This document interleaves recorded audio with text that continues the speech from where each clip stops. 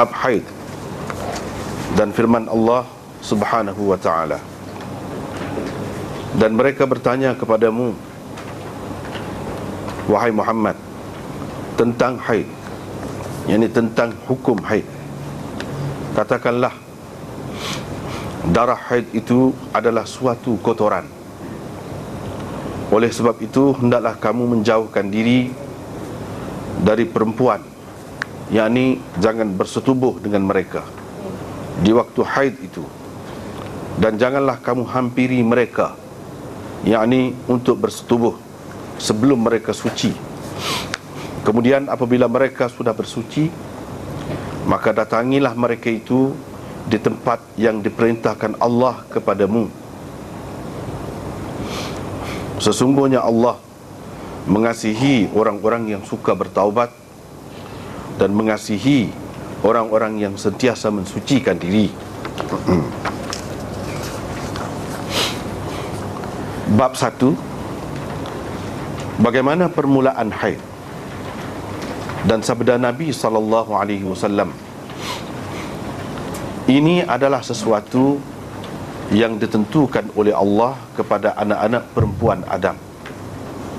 Sebahagian ulama mengatakan bahawa mula-mula sekali haid itu diberikan kepada Bani Israel. Abu Abdullah, yakni Imam Bukhari, berkata, hadis Nabi SAW lebih banyak, yakni rangkumannya. Imam Bukhari dengan sanadnya meriwayatkan daripada Al-Qasim bin Muhammad, katanya, saya mendengar Aisyah radhiyallahu anha berkata, kami keluar tanpa memikirkan kecuali untuk mengerjakan haji. Apabila kami berada di Sarif, aku kedatangan haid. Rasulullah SAW masuk menemuiku ketika aku sedang menangis. Baginda bertanya, kenapa dengan kamu? Adakah engkau telah kedatangan haid? Aku menjawab, ya.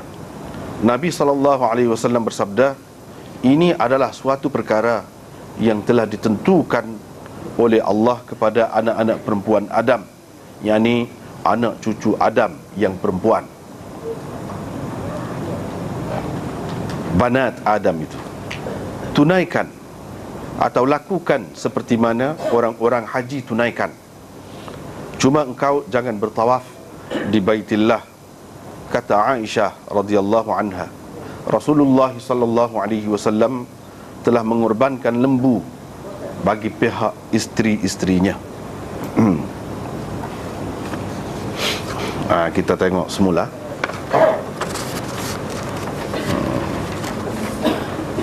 Habis dah bab ataupun kitab Al-Ghusl, mandi, cerita pasal mandi sebelum pada ni. Habis dah waktu. Sebelum pada tu lagi cerita pasal wudu. Dan semuanya ni termasuk di bawah kitab At-Taharah, kitab bersuci. Hak ni pun sebenarnya masuk di bawah kitab suci lagi. Tapi sebab satu daripadanya lah. Kalau sebelum daripada ni, mula-mula sekali mengangkat hadas kecil, itu orang panggil berwudu. Lepas tu mengangkat hadas besar, mandi itu, kitab mandi. Sebelum pada ni mengangkat hadas besar. Oleh kerana mandi itu melibatkan lelaki dan perempuan, maka Imam Bukhari letak dulu. Hak ni pun kena mandi juga, haid ni pun.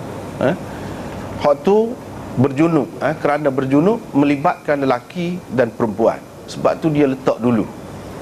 Lepas pada kitabul ghusl, kitabul haid. Haid ni pun kena mandi juga. Kalau nak kira ada kaitan dengan kitabul ghusl juga.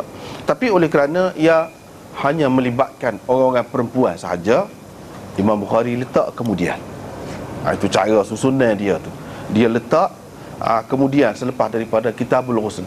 Padahal kedua-duanya, junub, janabah dan haid ini sama-sama nak baru seseorang itu suci, dia kena mandi akhirnya.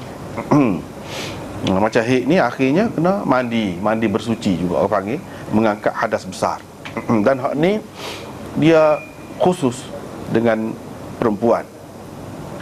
Hak ni rapat benar lah dengan orang perempuannya. Nak tahu tentang haid ni, kena mengaji hak ni. Dan haid ni bukan sekadar gitu saja, dia ada kaitan dengan hukum agama kita, berkenaan dengan sembahyang, berkenaan dengan hubungan suami isteri, berkenaan dengan iddah, perempuan yang bercerai tu dengan suaminya, bercerai tu. Ini semua ni ada kaitan dengan semua tu lah ada kaitan dengan haid belaka. Kena tahu soal ni. Kalau tak tahu, tak sempurna. Kepada lelaki walaupun tidak secara langsung, tapi sebagai ketua keluarga, suami kepada seseorang perempuan atau ayah kepada anak-anak perempuan, perlu benar tahu hak ni. Perlu benar tahu. Sebab boleh jadi tak sah sembahyang. Kalau tak sah sembahyang pun sia-sia saja. Sia-sia saja. Begitu juga dalam perkara-perkara yang lain. Semua ni akan dibincangkan oleh Imam Bukhari dalam risalah ni kan, khusus dengan hak ni lah, khusus dengan haid. Imam Bukhari buat tajuk Kitabul Haid. Tetapi di bawah dia dalam ni sebenarnya, kalau kita perhatikan, dia bukan berkenaan dengan haid saja, berkenaan dengan istihadah juga akan ada bab dia. Tapi di bawah tajuk besar Kitabul Haid. Begitu juga berkenaan dengan nifas, nufasa, perempuan yang bernifas, melahirkan anak, keluar darah. Dia di bawah bab ni juga Imam Bukhari letak sekali. Sebab apa? Waktu tu istihadah dan nifas, dia ada kaitan rapat dengan haid ni. Dan oleh kerana haid ni lebih banyak perbincangan tentang dia, maka Imam Bukhari bubuh nama dia lah. Dan istihadah tu ada kaitan juga dengan haid, iaitu darah yang keluar bukan pada masa hak biasa. Haid bukan pada masa hak biasa, ada kaitan juga dengan haid. Begitu juga nifas itu ada kaitan juga dengan haid. Semua tu Imam Bukhari letak bawah ni belakang. Bawah ni belakang. Dan nifas banyak persamaan hukumnya dengan hukum haid. Itu sebab juga Imam Bukhari letak sekali. Banyak persamaannya. Dari segi sama-sama tak boleh sembahyang, tak boleh puasa, support, dan lain-lain lagi lah. Support berkenaan dengan nifas. Imam Bukhari buat tajuk Kitabul Haid.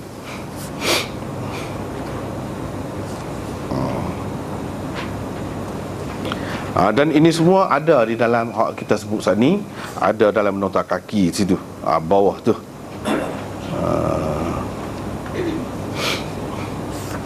Ada di dalam nota kaki tu. Hak sebenarnya Imam Bukhari buat tajuk ni Kitabul Haid, lepas tu mula-mula sekali dia buka perbincangan ni dengan firman Allah Subhanahu wa taala, wa yas'alunaka 'anil mahid. Imam Bukhari sama dah. Dia kalau dia kata lagu tu, dia buat lagu tu, orang panggil iltizam. Iltizam dia. Seperti mana baru ni, terakhir baru ni, dia ada orang panggil bara'ah ikhtitam, isyarat kepada penutup ataupun kesudahan ataupun habisnya sesuatu bab.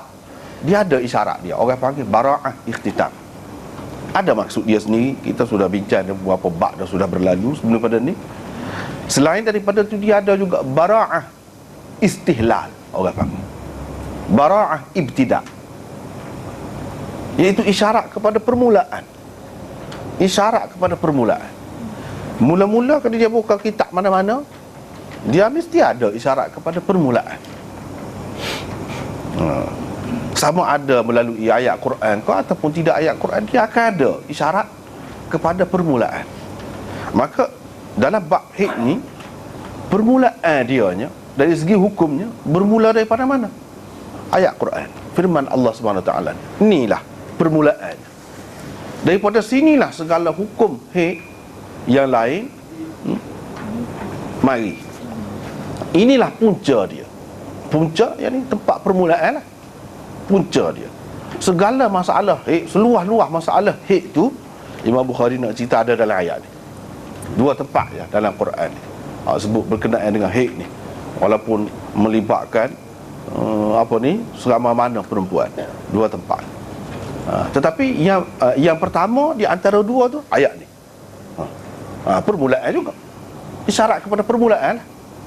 Dan segala hukum yang lain berpunca daripada hukum-hukum haid ni, hak dalam hadis-hadis, lepas tu hak dalam kitab fiqh pula sebut. Dia mari daripada ni. Ringkas sangat je. Nampak ringkas, tapi ini adalah mukjizat daripada Allah Subhanahu Wa Taala. Panjanglah ceritanya. Segala bab ni boleh katakan hak Imam Bukhari sebut ni sama ada ia merupakan tafsiran, ia merupakan istithna, pengecualian daripada ayat ni, ataupun ia merupakan tafsilan, perincian kepada ayat ni, ataupun ia merupakan takhsis, mukhassis kepada ayat ni, termasuk belaka. Sama ada pengecualian daripada mana-mana perkataan dalam ayat ni, ataupun takhsis. Ayat ni umum, dikhususkan oleh hadis. Maksud dia gini, misalnya jangan kamu hampiri. Hampiri itu lagu mana? Tak lagi dekat kau. Hadis ini mentaksiskan, hadis-hadis mentaksiskan hak tak boleh menghampiri itu dengan maksud bersetubuh. Hadis, oh ya, kalau dalam ayat ni kamu jangan pergi dekat, jangan hampiri mereka. Kamu hendaklah menjauhkan diri daripada mereka, seperti yang kita sudah baca dalam terjemahan tadi. Menjauhkan diri itu menjauh lagu mana? Tak boleh duduk dekat kau. Hadis lah semua yang menceritakan. Kalau dalam ayat ni terlalu umum, seseorang tak boleh pergi dekat. Hadis-hadis lah yang mentaksiskan, mengkhususkan makna dia. Itu sebab penting sangat ayat ni. Imam Bukhari buat mari ayat ni dulu. Kalau kita perhatikan dalam ayat ni, kita perhatikan firman Allah Ta'ala, wa yas'alunaka 'anil mahid. Mereka akan bertanya kamu tentang haid. Al-mahid, tajuk Imam Bukhari buat kitabul haid. Dia nak ayat al-mahid di situ haid lah. Dalam Quran tak ada sebut haid tu gitu, haid tak ada. Yang ada sebutnya mahid. Yang ada sebutnya mahid. Mahid tu apa makna? Makna je haid lah. Sebab tu Imam Bukhari buat dalam tajuk dia kitabul haid. Itu hak biasanya orang guna, tapi istilah Quran dia sebut mahid. Sebab apa? Sebab perkataan mahid itu dari segi bahasa Arabnya boleh dengan beberapa makna, lebih luas lagi daripada kita kata haid saja. Sebab itu Allah SWT guna perkataan mahid. Kalau haid khusus dengan darah haid itu. Tapi kalau mahid, darah haid tu boleh, ataupun keadaan berlaku haid tu haid juga, ataupun tempat keluar haid, mahid juga, ataupun masa keluar haid, mahid juga. Kalau kita pakai dengan makna haid, mahid itu sebagai isim. Kalau kita pakai dengan kedatangan haid, perihal datangnya haid itu, maka mahid adalah sebagai masdar mimi, orang panggil. Itu mengikut kaedah masdar mimi. Kalau kita kata mahid itu dengan makna tempat keluar haid, maka isim makan. Mim di situ makna mahid itu, mim tu memberi makna isim makan, tempat. Kalau kita kata masa keluar haid, maka mahid itu sebagai isim zaman, orang panggil isim zaman. Tengok Allah SWT guna perkataan. Sebab apa? Dalam bahasa Arab dia lebih merangkumi. Kalau kita kata haid, dua makna saja, dia tidak boleh pergi kepada dua makna lagi. Tapi kalau mahid, 4 makna boleh masuk belaka. Tu halus, kehalusan bahasa Quran. Tapi biasanya kita guna darah haid. Orang tak kata darah mahid. Oleh kerana biasa diguna di kalangan Arab, di kalangan kita pun haid, Imam Bukhari guna hak tu lah kitabul haid. Tapi dalam Quran tak ada guna hak tu. Tak ada guna hak tu. Haid dalam bahasa Arab, lagi kita bincang dari segi bahasa dulu. Dia, perkataan Arab ni, ia tidak serupa dengan bahasa kita, bahasa lain. Oleh kerana bahasa dia tu bahasa yang memang berakar umbi, dalam bahasa dia. Kalau pokok kan, tidak mudah nak cabut, tidak mudah nak patah, nak tumbal, tak. Sebab apa? Dia berakar umbi dalam, akar dia bukan hak zahir gitu saja. Kita tak boleh nak cari asal usul dia, bukan gitu. Misalnya di sini kita kata ha, ya, dot. Kalau perkataan lagu ni kan, ha, ya, dot, atau ha, waw, dot. Waw dengan ya tu dia tukar-tukar, dia boleh tukar. Sebab sama-sama huruf ilat, orang panggil. Sama-sama huruf ilat, dia boleh tukar. Kalau gini makna gini, lari sikit. Kalau gini makna gini, lari sikit. Dia ada kaitan dengan bertakung, dengan makna bertakung. Haud kalau dalam bahasa Arab makna kolam, tempat bertakung air. Tempat bertakung air. Hak duduk dalam tu benda cair. Hak duduk dalam tu, dalam bekas tu, benda cair. Tukar waw tu dengan dia jadi haid. Haid tu pun lagu tu juga, sesuatu yang duduk bertakung di dalam rahim. Duduk bertakung sekian lama. Bila tak ada persenyawaan, tidak ada apa, dia keluar. Sesuatu yang lagu tu keadaannya mengalir keluar seperti air, cecair juga. Tu dia guna perkataan asal lagi, memang sesuai dari segi makna dia. Tapi kalau kita, bahasa kita pun guna, kalau tidak guna hak Arab ni, guna hak Inggeris ataupun hak lain-lain. Tapi kalau kita tanya apa, tak boleh royak. Bapa hik tu orang panggil hik, tak boleh royak.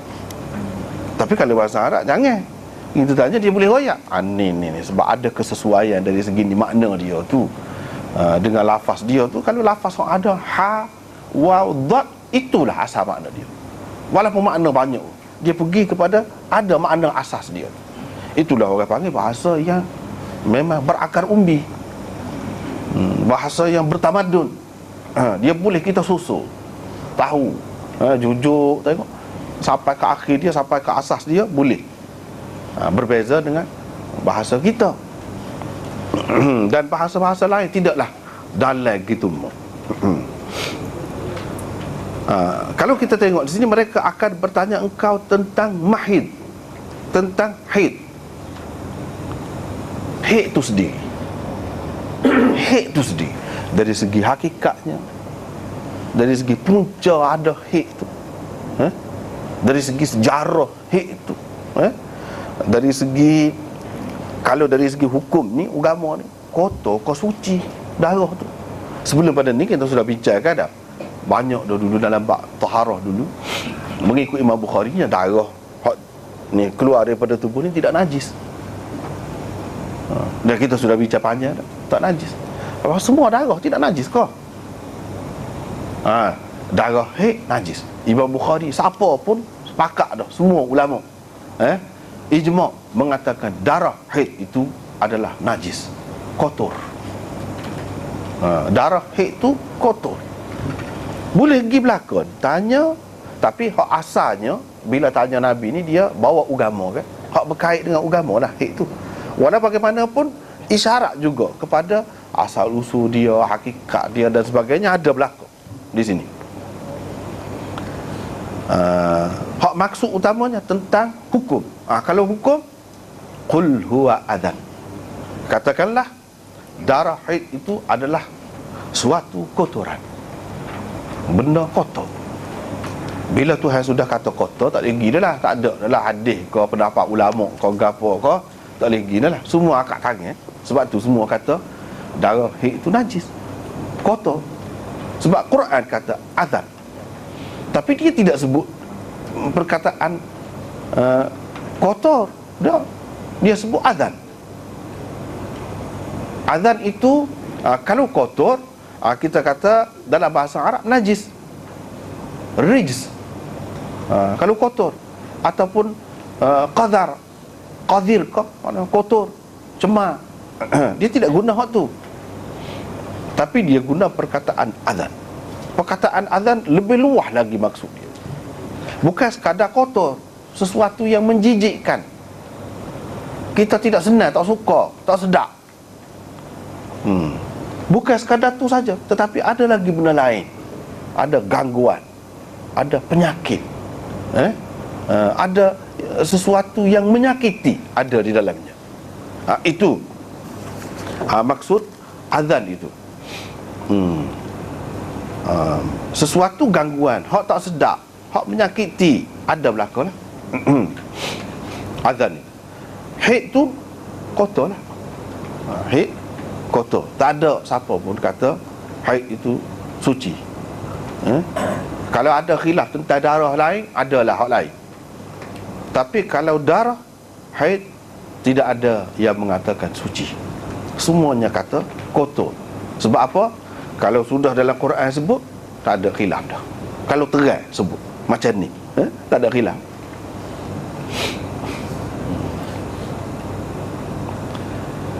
Di sini disebutkan qul huwa azan. Azan tu, oleh kerana azan itulah fa'tazilun nisaa fil mahid. Kamu hendaklah menjauhkan diri dari perempuan, yakni isteri kamu lah, di waktu haid itu. Tak padas kat tu, suruh menjauhkan diri. Wala taqrabuhunna, jangan kamu hampiri mereka. Tak pergi dekat, jangan menjauhkan diri, lepas tu jangan dekat, jangan pergi dekat sebelum mereka suci. Hatta yathurna. Dua perkataan dia sebut di situ. Suruh lari, menjauhkan diri, lepas tu jangan menghampiri. Kira-kiranya kotor benar lah.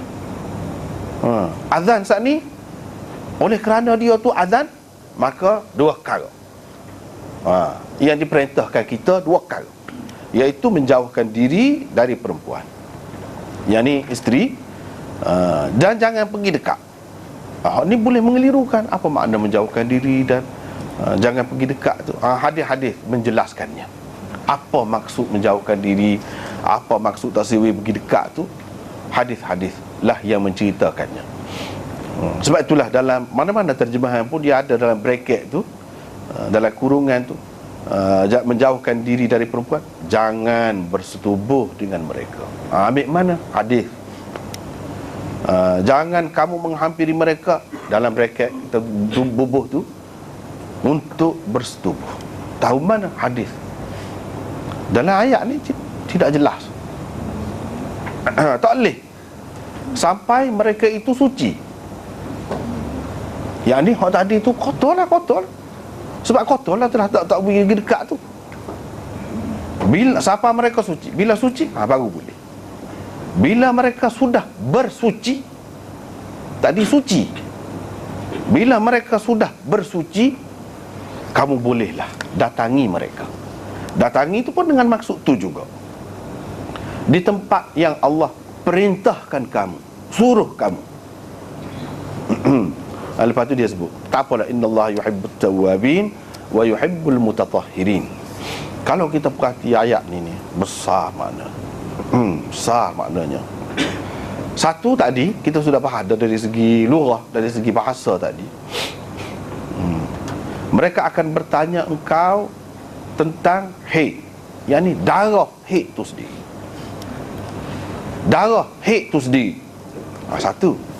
Yang kedua, mereka akan bertanya engkau tentang perihal kedatangan haid.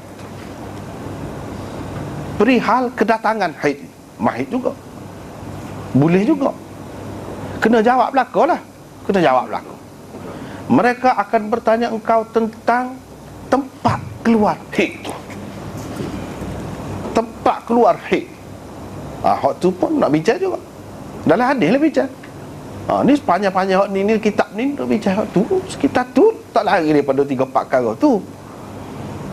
Tempat keluar haid. Mana? Tempat keluar air kecil tu kau? Kau mana? Lepas tu apa hubungannya dengan semayang, tak boleh semayang, tak boleh puasa? Apa hubungannya dengan susu perempuan selepas melahirkan anak. Sebelum pada tu, ketika mengandung perempuan itu tidak mari kotor, tidak mari apa kena mengenai saluran tu. Dan masa saluran tu azan fa'tazilun nisaa fil mahid, saluran tempat tu tak boleh. Tempat tu lah kotor, jadi kotor lah bila keluar darah. Tempat tu jadi kotor. Sebab tu suruh lari daripada tempat tu lah. Bukan lari daripada hak lain. Hak lain tu Nabi tidur sekali, benar dengan bini dia, sentuh-sentuh kulit, tidur sekali. Itu dalam hadis. Semuanya nak menjelaskan maksud Quran. Begitu juga tentang masa haid. Hak tadi, isim zaman. Masa haid, gapo dia yang boleh, gapo dia yang tak boleh semasa haid. Akan tanya berlaku lah, berkait dengan agama ni. Dan kena jawab berlaku.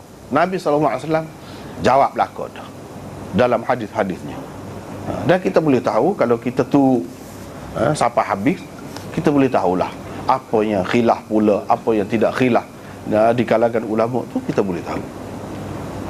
Azan, darah haid tu sendiri adalah kotoran atau sesuatu yang menyakiti. Menyakiti tu kotoran dan menyakiti, dua perkara. Kotor, bila kotor,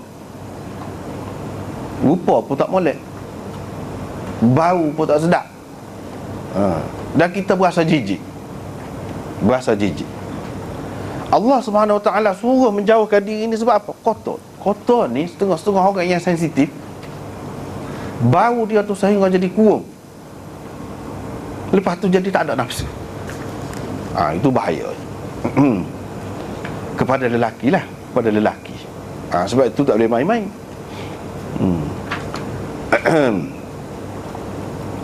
Itu hak menjijikkan. Selain daripada tu, bau hak darah biasa pun bau hanyir kan, darah biasa. Hak ni tambah lagi, lebih lagi. Rupa dia pun biasanya berbeza daripada darah biasa. Kalau dalam hadis disebut hak kebanyakan, damul haid itu yu'raf, aswad kata dia, dikenali, dapat dicam oleh orang-orang perempuan, iaitu hitam darahnya. Tetapi hadis itu tidak sahih. Sebab apa? Tidak sahih pun dari segi panduan umum tu boleh juga. Yang ini berbeza daripada darah biasalah. Kalau tidak hitam lagu tu pun keluar pada masa haid tu, haid juga. Haid juga. Sebab itulah ulama mengatakan hadis itu dhaif, selain daripada sanad dia tu tidak berapa kuat. Kalau tengok dari segi hakikat dia pun tidak semestinya darah haid tu lagu tu warnanya. Bahkan akan datang kita akan jumpa hadis orang-orang perempuan di zaman sahabiat dulu, zaman sahabat-sahabat Nabi yang perempuan itu hantar contoh darah mereka, nak tahu hak ni darah haid kodak dah. Kalau hak kuning, hak gapo tu, Aisyah kata tu secara, kalau selagi tidak putih, haid lah pada masa haid tu. Yang ni tidak ambil kira dari segi warna tu. Itulah yang sahih. Seperti yang akan ada dalam bab kita ni. Itu menjejekkan, kotor, menyakitkan, menyakiti. Ada juga orang yang seguguk. Orang kita panggil seguguk. Bila nak mari kotor tu, mulah perut dulu, berguling-guling, sakit tak boleh nak kira, nak kecek gapo pun tak boleh. Itu menyakiti. Tuai dirilah. Waktu tuai dirilah. Orang lain dak, hak tadi jejek tadi orang lain pun boleh jadi juga, si suami tu. Tapi hak sakit ni tuai diri. Itu menyakiti. Ada kalanya begitu. Menyakiti dari segi tuai dia tu berasa sakit. Dan dia pun berasa tidak selesa seperti biasa. Ketika mari kotor tu, berasa tak suka lah, nak dekat dengan suami pun tidak suka, dan tidak ceria seperti biasa. Itu orang perempuan. Itu pun satu bentuk menyakiti juga. Tidak seperti biasa. Dan dari segi gangguan-gangguan lain pun boleh berlaku, banyak berlaku, yang menyakiti juga, gangguan juga. Syaitan, jin, hantu, apa, mudah benar lah, suka benar lah. Pada apa? Pasal apa? Pasal kotor. Bila ada kotor, sesuai lalu. Lebih sesuai selalu dengan jin, syaitan, hantu, gapo. Lebih sesuai lalu. Dia nak ganggu pun mudah. Sebab apa? Sebab kotor. Dia pun ramah, pokok dia suka. Dia gangguan tu ada. Azan juga. Azan juga. Fa'tazilun nisaa fil mahid. Kamu kena menjauhkan diri daripada perempuan. Oleh sebab azan saat ni itulah, kamu kena menjauhkan diri daripada perempuan pada ketika haid. Perempuan tu maksudnya isteri lah. Kalau bini, isteri pun tak boleh, orang lain lagi tak boleh lah. Orang lain tu tetap jadi berzina sepatutnya. Walaupun ketika main kotor pun sepatutnya je dari segi hukum tu. Kalau bini pun tak boleh, orang lain lagi lah. Bini dalam keadaan biasa tak apa. Itu dari segi Islamnya. Hukum Islam ni, dia ada benda yang memang tak boleh semua. Orang panggil haram li dzatih. Ada benda tak boleh tu kerana sebab-sebab tertentu. Orang panggil haram juga, tapi li ghairi. Kerana benda lain. Kerana benda lain. Sekali nak makan nasi tengah hari, boleh makan, tak ada apa halal kan. Bulan puasa tak boleh. Nasi tu tak boleh. Pada masa tu malam tak apa. Benda halal tapi jadi haram. Ada ketika-ketika tertentu. Serupa juga haid. Tempat itu halal untuk suami. Suami isteri halal, tetapi ada ketika-ketika tertentu tak boleh, haram. Kena tahan diri. Seperti mana kita menahan diri daripada makan minum bulan puasa tu. Lagu tu. Ni pun lagu tu lah juga. Bukan haram nasi itu. Tak. Nasi itu halal. Tapi sebab lain. Sebab ada puasa, bulan puasa. Itu jadi haram. Itu orang panggil haram li ghairi. Bukan haram li zati. Kalau haram li zati itu sebab babi tu. Tak boleh pergi lah ke mana-mana pun. Tak ada berkait dengan masa gapo tu. Tak ada berkait dengan bangsa, dengan keturunan, duduk tempat mana atas muka bumi ni serupa je. Bapa yang suruh lari, suruh ni siapa bila? Tak boleh ni. Tak boleh ni bersetubuh lah maksudnya. Sebab dalam hadis sudah sebut dah, kalau tidak bersetubuh, duduk dekat itu akan datang, kita akan jumpa panjang lah waktu tu. Siapa mereka suci, tak boleh mendekati tempat, tak boleh, haram. Siapa suci, tak apalah. Sebab apa ia larang tu? Sebab azan saat ni lah. Banyaklah azan itu. Selain daripada itu, ada satu keterangan yang menarik. Ini saya nak baca sikit ni, daripada satu buku yang dia sebut. Dia ni gold medalist, seorang doktor di Pakistan yang dapat pingat presiden kerana tulis buku ni, Sunnatin Nabawi or Jadid Science. Bukti kebenaran sunnah Nabi daripada penemuan sains moden. Itu tajuknya. Nama pengarang dia Hakim Muhammad Tariq Mahmud Chughtai. Dia ni duduk di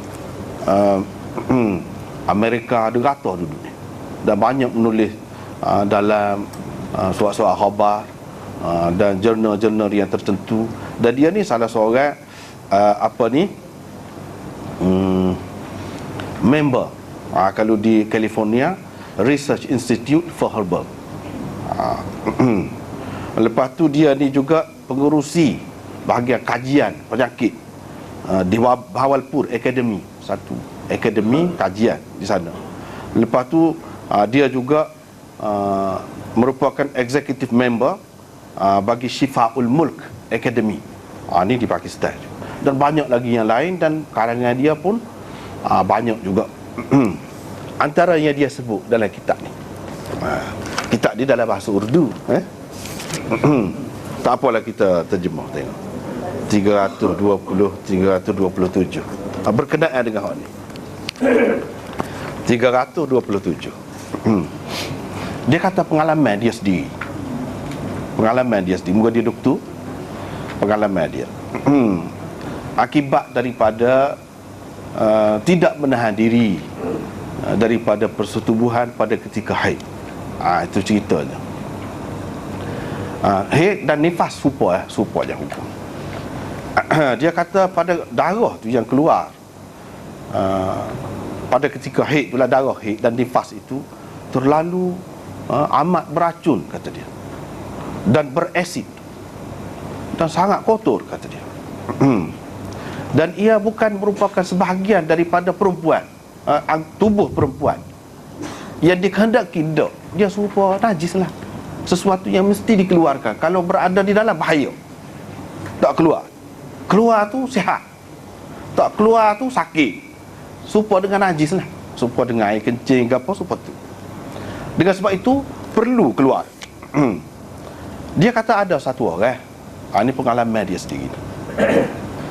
Dia selalu pengsan, sama. Sikit-sikit pengsan. Mari berjumpa dengan dia.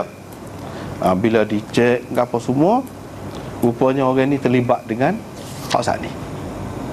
Memang kebiasaan dia duduk buat amal lagu tu lah. Ada seorang perempuan pula. Dia kata perempuan ini naik bisu ni, di tekuk ni habis sekeliling naik bisu. Dan sakit. Apabila dicek periksa ke apa, memang dia melakukan amalan lagu ni lah, pijat lagu ni. Ada seorang tu sakit, ni orang lain pula, tutup saluran kencing dia, tak boleh nak kencing, melainkan kena guna alat untuk kencing baru boleh, kalau tidak tak boleh. Bila dicek, gitu juga pijat dianya, gitu juga. Tak apalah, ni hak reka-reka kita sebut. Dia kata antara kesan hak azan hak yang menyakiti ataupun gangguan penyakit yang boleh timbul kerana bersetubuh pada masa haid ni, antaranya yang memang tersebut di dalam kitab-kitab perubatan yang muktabar, kata dia, antaranya ialah sifilis. Bahaya besar tu. Bukan kita kata seks serambang saja. Boleh berlaku juga suami isteri pun. Kalau berlebih-lebihan sangat, boleh jadi berlaku. Tidak lebih pun, kalau Tuhan nak jadi, boleh juga. Lepas tu gonoria, antaranya. Ini penyakit-penyakit kelamin belaka. Lepas tu Schancroid, itu nama penyakit. Ini pun hak tu juga. Pinta. Lepas tu Retice disease, itu di antaranya. Lepas tu sakit nak kencing, pedih nak kencing. Lagi tertahan air kencing, tak boleh nak kencing, sakok. Lagi kelenjar air kencing tu jadi bengkok. Boleh jadi begitu. Dan penyakit batu karang boleh timbul juga dengan sebab ni.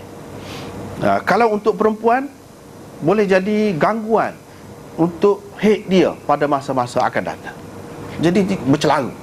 Dan itu tanda tak molek juga. Hak moleknya, haid ni dia keluar dengan teratur molek lah. Tepat pada masanya. Itulah hak molek. Kecuali kalau orang-orang nak putus haid tu, tak kira lah hak tu. Hak biasa ni, hak moleknya gitulah. Lepas tu boleh berlaku kegatalan pada kemaluan perempuan itu, yang pelik lah, kegatalan yang berpanjangan boleh berlaku. Dan ia boleh menyebabkan bengkak rahim juga, boleh juga.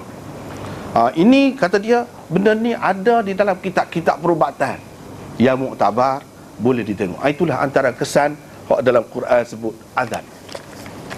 Qul huwa azan, sebutir je. Azan sebutir tu, hak tu. Berapa banyak tubiknya, macam-macam penyakit. Kalau Allah SWT tidak nak bui, tak apalah, selamat. Tapi kalau Allah SWT nak bui, nak ajar, boleh jadi kena. Serupa dengan orang yang mengamalkan seks serambang lah. Kalau tidak nak kena, tak apa. Tidak mesti benda hak sebut tadi, tidak mesti, tapi kemungkinan besar berlaku dan banyak berlaku. Dan sosok penyakit itu pula seperti yang kita maklum, sosok penyakit itu pula berat pula akibatnya. Sifilis saja tu, ambil sifilis saja tu pun padan dah. Boleh jadi gila, boleh jadi buta, boleh jadi macam-macam. Penyakit dan keturunan sampai 7 keturunan boleh kena. Itu semua akibat daripada hak tu, sesakara tu pula. Apa akibat dia? Terlajak apa ni, tak boleh menahan nafsu untuk sementara. Akibatnya tak boleh hak selama-lama. Itu akibat. Agama dia lagi. Tapi kalau sihat sampai tua, sampai mati, masih boleh berfungsi lagi. Masih boleh berfungsi lagi. Tidak timbul penyakit, tidak ada apa. Tapi kalau sudah ada penyakit, nak apa? Nak tidur sekali pun tak boleh dah. Itulah azan. Azan itu kotor dan mengandung, boleh membawa bermacam-macam penyakit. Sebab itulah Allah Subhanahu Wa Taala siar kita. Dia tahu hakikatnya. Boleh jadi orang dulu tak tahu, tak cara. Dia sebut fa'tazilun nisaa fil mahid. Jauhkan dirimu daripada perempuan pada ketika haid. Pada ketika haid tak boleh. Jauhkan diri. Jauhkan lagu mana? Di sini ayat ni pun turun, dia ada latar belakang dia. Dia ada latar belakang dia. Dan hak ni dalam surah Baqarah.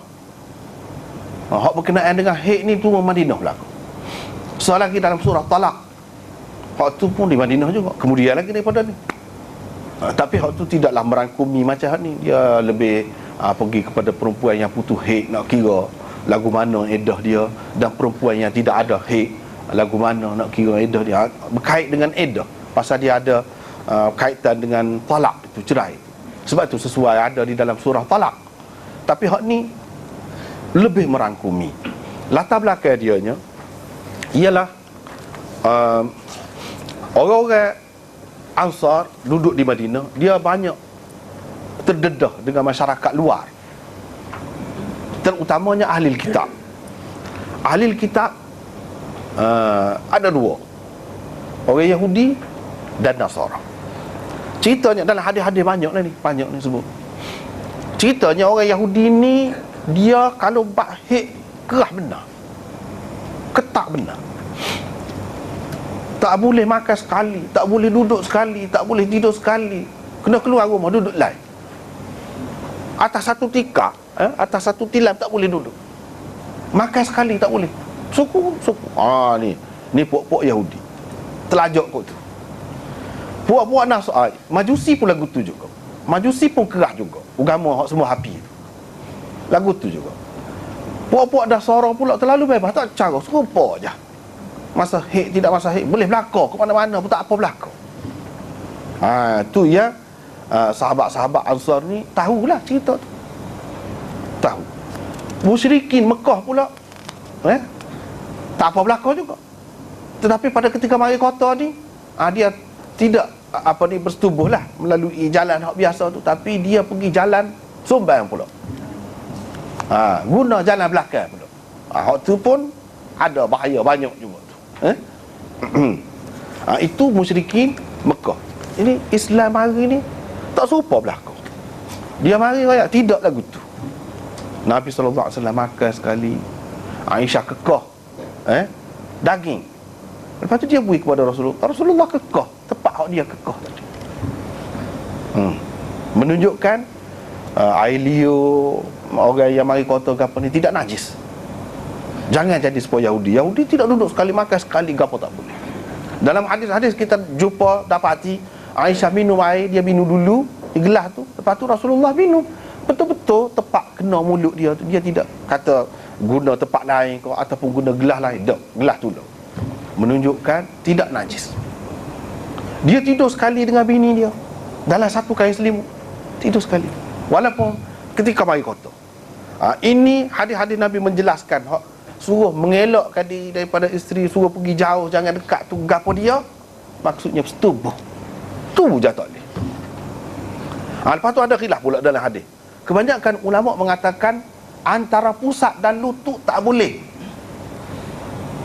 Tapi kalau hak lain tak apa, kita dekati hak lain. kita nak cium, nak kucup, nak apa, mana-mana bahagian tubuh yang selain daripada antara pusat dan lutut. Itulah mazhab Malik, mazhab Abu Hanifah, mazhab Syafi'i, mazhab Bukhari, lagu itulah antara pusat dan lutut. Tapi ramai juga ulama yang lain mengatakan tak boleh, sebenarnya tepat tu saja. Dan ubul dan dubur, hak tu tak boleh. Hak lain boleh berlaku, walaupun antara pusat dan lutut boleh berlaku. Sebab apa? Mereka pegang dengan hadis isna'u kulla syai'in illa nikah. Boleh buat apa saja kamu, kecuali nikah tak boleh. Nikah tu maksudnya persetubuhan. Bermakna dia kata tak apa, cuma hak kata tak boleh, hak Nabi suruh pakai kain apa, dia takut duk main dekat-dekat tu, man hama haulal hima yushiku an yaqa'a fi. Orang duk main mutar-mutar dekat kawasan larangan ni, boleh jadi ada ketikanya salah masuk dalam kawasan tu, sudahlah. Sebab tu dia tak dia letak jauh. Sebenarnya kata dia tak apa, hak tak boleh sebenarnya. Kalau orang tu boleh kawal diri dia, tak apa. Hak tu perbincangan panjang, kita akan jumpa akan datang, perbincangan panjang. Ini pendapat Imam Ahmad dan ramai lagi, termasuk kalau dalam mazhab Syafi'i ini, bukan semua Syafi'i seperti tadi, Imam Nawawi sokong hak ni. Imam Nawawi sokong hak ni.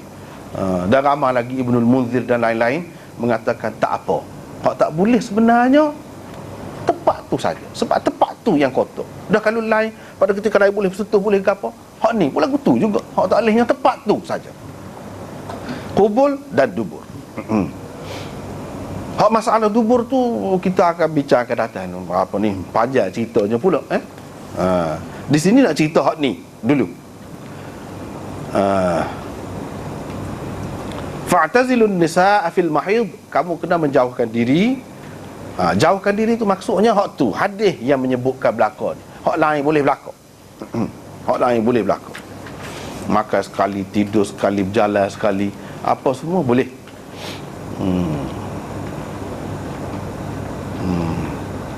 Walaupun kata kotor, dia tidak melarat pergi ke lain, tidak pergi ke tangan, tidak pergi ke muka, tidak pergi ke kaki, tidak pergi ke apa. Satu kali Nabi SAW suruh Aisyah ambil sejadah ke dia. Dia kata, saya mai kotor ni. Hei, tu tidak duduk tanganmu, kata dia. Ini semua nak menunjukkan bahawa dia tidak melarat. Tepat tu saja. Tepat tu saja. Hak lain tak. Jangan kamu hampiri mereka sampai mereka suci. Suci. Hatta yathurna. Suci tu suci sendiri. Dia bila siapa habis tempoh dia tu kan, dia jadi suci. Sini khilaf pula ulama. Khilaf pula. Imam Abu Hanifah mengatakan bila suci sebelum mandi boleh tak nak bersetubuh.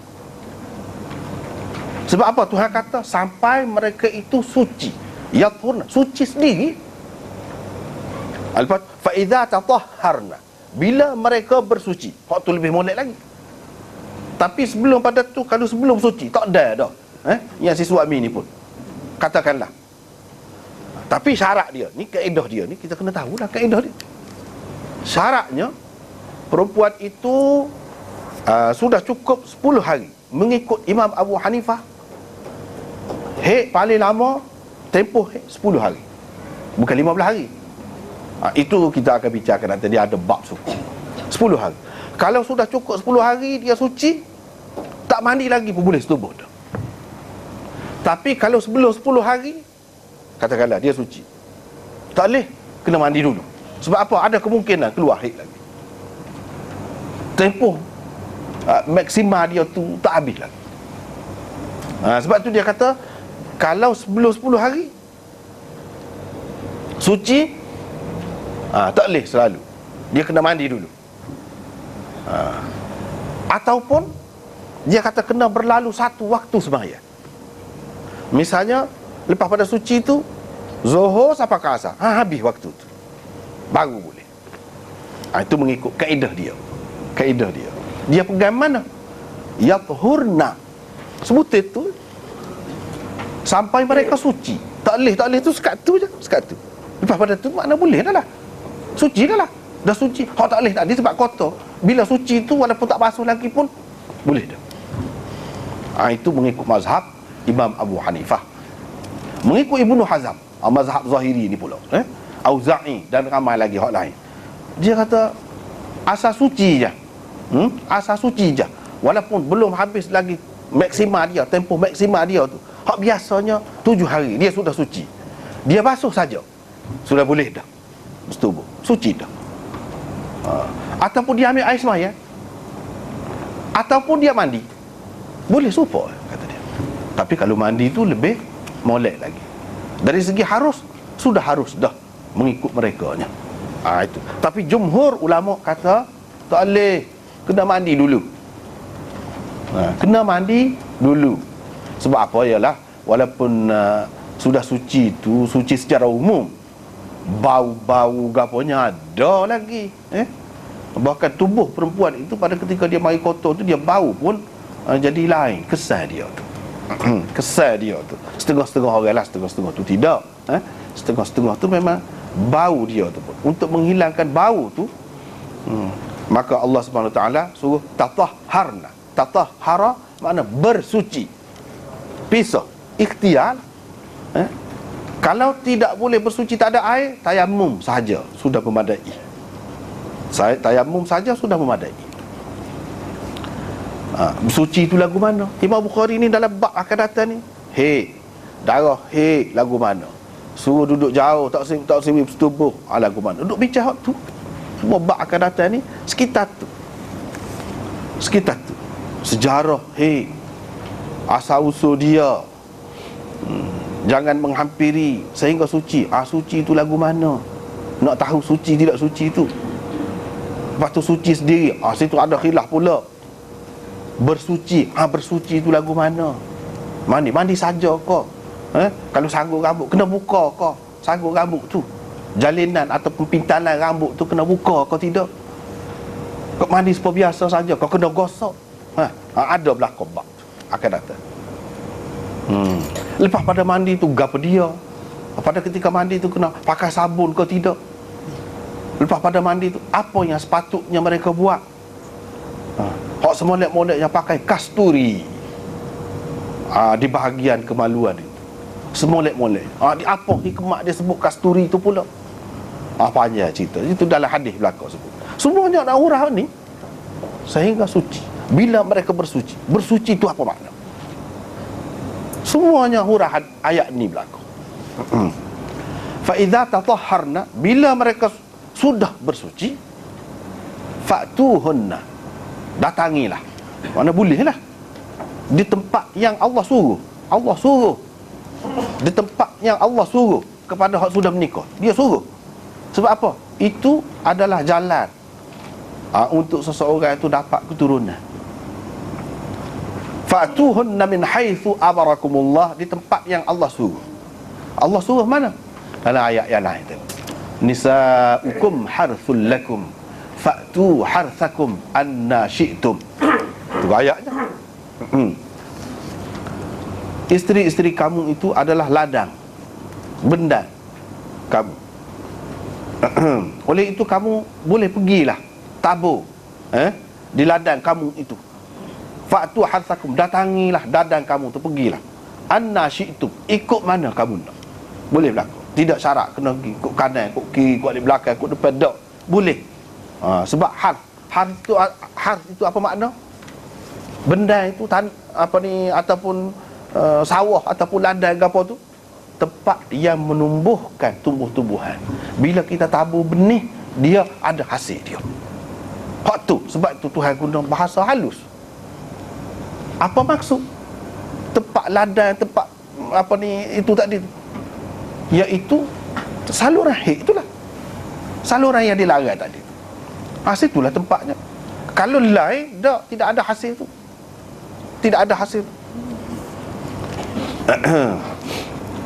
Dan seterusnya lah. Min haitsu amarakumullah, Allah suruh. Bahkan salah kalau tidak buat nikah, tapi tidak buat, si perempuan boleh fasakh, boleh batalkan perkahwinan itu. Si suami pun boleh cerai bini, boleh. Sebab apa? Itulah maksud asal, sebenarnya. Maksud asalnya ialah meneruskan zuriat ataupun keturunan manusia. Hak tu maksud asal. Adapun hak lain-lain itu sampingan saja. Hak lain-lain itu sampingan saja. Hak sebenarnya itulah hak Tuhan suruh. Innallaha yuhibbut tawwabin wa yuhibbul mutatahhirin. Di ayat Quran ni lagu tu. Dia tutup, dia ada pengunci dia. Pengunci dia tu hak hujung. Allah suka sangat kepada orang yang suka bertaubat. Allah sayang. Allah sayang juga kepada orang-orang yang sentiasa mensucikan diri. Apa-apa dia buat ayat. Hujung. Sama dia kalau kita perhati Quran ni, ada ulama-ulama tulis kitab suku dah pula. Kunci akhir itu tidak akhir sebenarnya, dia kepala. Ayat Quran ni dia gitu hak hujung sekali tu kepala tu. Bukan ekor dia tu hak dia tinggal lepas. Hak mula-mula kita baca setiap ayat. Dia berbeza dengan hak lain. Kalau hak lain permulaan ayat tu hak mula-mula sebut tu lah. Hujung ayat tu hak akhir sekali. Dia dak Quran dak, dia pergi ke depan. Macam kepala sesuatu pergi. Itu kepala ayat. Dia kepala dia. Tapi kalau hak biasa mengikut kira-kira biasa di hujung. Hak tu pengunci. Sama dia sebut gapo-gapo lepas tu, innallaha ala kulli syai'in qadir, innallaha sami'un basir. Lalu rajin kan kita baca Quran jumpa hak lagu-lagu itu pengunci dia.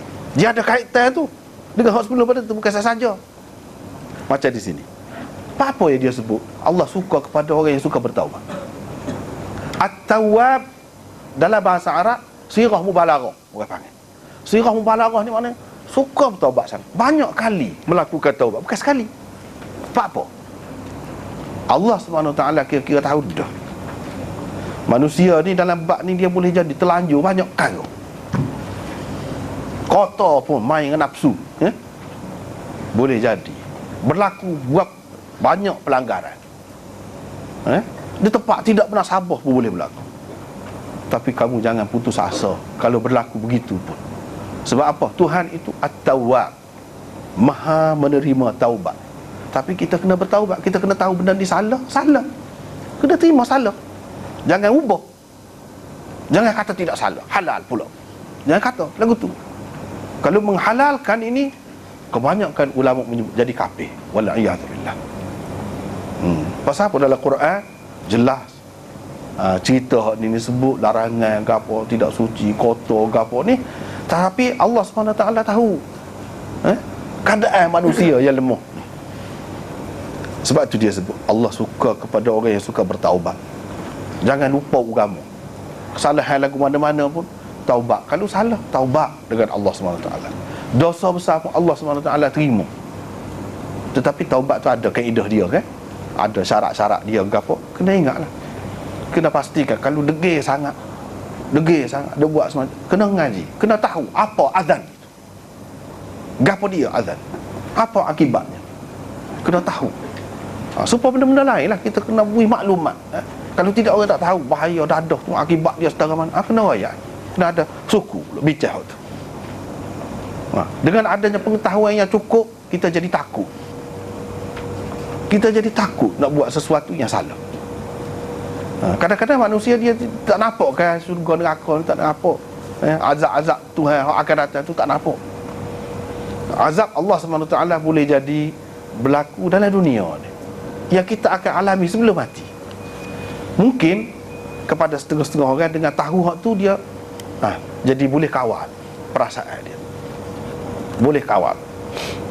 Dan Allah SWT sebut tadi hak biasanya hak jenis langgar ni lelaki. Sebab tu dia kata bila mereka sudah bersuci, kamu datangi. Kamu dia sebut kamu. Sebab kamu tu lah hak gelojohnya biasanya. Bila suci baru kamu, dia sebut kamu. Pergilah. Sebab biasanya benda-benda ni, pelanggaran ni banyak berlaku berpunca daripada lelaki. Dia kena sama-sama faham lah. Kena sama-sama faham. Kalau tak sama faham, susah lah. Yang si lelaki pun muka kuat nafsu kan. Ada hak tak kuat tu, ada juga tu rusing pula kan. Hak kuat tu pun rusing juga, takut langgar sat ni. Langgar tu kat mulalah. Ini orang perempuan pun kena faham juga. Kena faham juga. Boleh jadi timbul nak kalau hak jenis kucar kak, koksir lah. Bagi cari koksir lah. Kalau tidak kucar benar, boleh jadi nak nikah. Saya buat nak nikah kejar semacam dah. Nak menikah lain cakap seminggu duk cuti ni nak. Macam-macam kan boleh berlaku. Situlah sabar. Sabar. Dan ini adalah salah satu perkara, tapi jangan ambil kesempatan nak royak hukum ni. Jangan ambil kesempatan. Salah satu perkara yang mengharuskan haram perempuan tahan suami dia. Kalau suami dia tak boleh nak, boleh menyebabkan jadi berlaku hak haram, boleh nikah, dia tak boleh halal. Ini satu perkara. Orang tidak serupa. Boleh jadi suami kita tidak begitu, tapi orang tidak serupa. Kalau suami kita gitu, nyayang, tak ada nak kerja benda. Jangan tempat main ni. Tak jadi nak kerja belakang kecek pun mengaku kau sih. Boleh jadi. Boleh jadi. Duk tengah kemuncak kan. Kalau dia ada ketika ada siapa masa dia lah jadi reda ke apa tu kan. Dengan sebab tu kena faham lah yang si laki-laki tu pun kena faham hukum agama ni, perintah Tuhan ni. Bukan kita tak sibui, kita nikah tu pun dengan maksud memang rela dah lah. Tetapi hak ni tak boleh. Perempuan tu cuba mengingatkan suami. Si suami pun begitu juga. Ada juga sebaliknya, orang perempuan pun ada juga yang terpengaruh dengan budaya barat. Boleh jadi dah. Tak kira ni, boleh berlaku pada masa mana bernafsu sokmo. Tak boleh. Kalau bermula daripada perempuan, laki-laki tu, si suami tu kena mengingatkan isteri dia. Boleh pahala. Kalau tak jadi persetubuhan pada masa ni dengan sebab mana-mana seorang mengingatkan, boleh pahala. Kalau hukum agama ni lagu tu, kalau menyebabkan, kalau tidak sabit kerana ni, kita berlaku dosa besar. Dengan sebab tu tidak berlaku dosa besar, boleh pahala besar. Pahala pun besar juga, bukan pahala kecil-kecil, besar. Artinya mana seseorang isteri, kalau suami dia tu boleh boleh sabar walaupun dia tahu suami dia ni bengong dah, tapi boleh lagi dah. Dia kena hormat, dia kena kesian pada suami dia tu, kena kesian, simpatilah. Tak boleh kita tampunglah kok lain, khidmat kepada dia kok lain. Boleh jadi dia akan lupa hak tadi, dia akan lupa kerana adanya kelebihan-kelebihan lain pada kita tu. Itu caranya. Kalau nak kira boleh jadi langgar. Bila langgar, innallaha yuhibbut tawwabin. Tu yang disebutnya. Jangan kata banyak kali dah aku ni. Dak, Tuhan kata tawab, orang yang banyak kali bertaubat. Banyak kali lah bertaubat. Dia tidak kata sekali. Innallaha yuhibbut taibin. Dak. Taibin tak? Kena kiranya jamak juga. Tapi itu menunjukkan sekali, dua. Ni dak banyak kali. Tapi bukan kita nak mengesyorkan, jangan. Nak royak kaedah ni. Kaedah. Apa maksud dia kata Tuhan kasih? Walaupun kita telah berdosa, Tuhan boleh kasih lagi kita. Walaupun kita telah melakukan dosa besar, Tuhan boleh kasih lagi. Dengan sebab kita bertaubat, Tuhan kasih. Sayang pula kita. Kena ingat tu. Jangan siapa jadi kucak kacir rumah tangga, kerana tu saja tak padan. Kerana tu saja. Waktu menikah ramai pula jadi kucak kacir pula, tak padan. Secara halus ada tu isyarat, innallaha yuhibbut tawwabin. Mana kamu melakukan kesalahan, fa'tu harthakum anna syi'tum. Boleh jadinya tersasul nafsu juga, pergi ke lain, tidak pergi kepada harf tadi, salah juga. Innallaha yuhibbut tawwabin. Boleh jadi. Itu pun satu hal juga. Kena ingat tu. Dasar perkara, wa yuhibbul mutatahhirin. Tuhan saya orang bersih, berahi bersih, suka kepada bersih, memfikir molek. Hak tadi tu bersih kalau begitu. Sama ada kut depan kau kut belakang kau dalam keadaan mari kotor tu, bersih ke tidak? Setara kut depan tu semetar je mari, bukan haram sokmo. Bukan jalan kotor sokmo, setara tu pun haram. Apatah lagi kalau kut belakang, tempat lalu kotor sama sokmo. Kalau kita duduk terlibat hal tu, kita ni jenis kotor lah. Kotor. Tuhan tak suka orang kotor. Tuhan kasih sayang kepada orang yang bersih. Tengok. Ada kaitan rapat tu kan? Ada kaitan rapat. Dalam ayat satu je, semua terangkum semua. Itulah orang panggil mukjizat. Mukjizat ni mukjizat Nabi orang lain tak boleh nak geledah. Terbelah bulan kau gapo kau air tubik kau jari kau tak boleh dah. Nak kelih mukjizat Nabi hak sepanjang masa Quran. Lepas tu hadis dua perkara. Hadis menjelaskan lagi maksud Quran itu.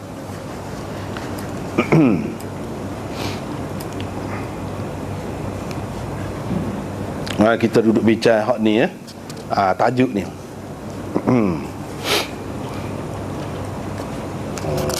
Tak apalah. Kita pergi kepada bab yang pertama hari ni.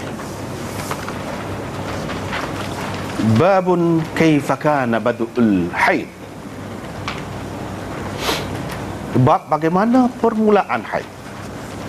Tadi permulaan hukum haid, ayat tu lah permulaan juga. Ni hak bab dia buat. Bagaimana permulaan haid dari segi sejarah dia, asal usul dia. Ni hak tajuk Imam Bukhari buat. Dan sebenarnya Nabi SAW ini adalah sesuatu yang ditentukan oleh Allah kepada banat Adam, anak-anak perempuan Adam. Kita tengok nota kaki tu, nombor 225. Ini adalah bab ketiga, di mana Imam Bukhari rahimahullah memulakannya dengan perkataan kaifa kana atau kaifa. Ini bab ketiga. Sebenarnya Imam Bukhari telah menggunakan perkataan ini di dalam tajuk-tajuk bab kitab sahihnya sebanyak 30 kali. Kaifa kana 30 kali.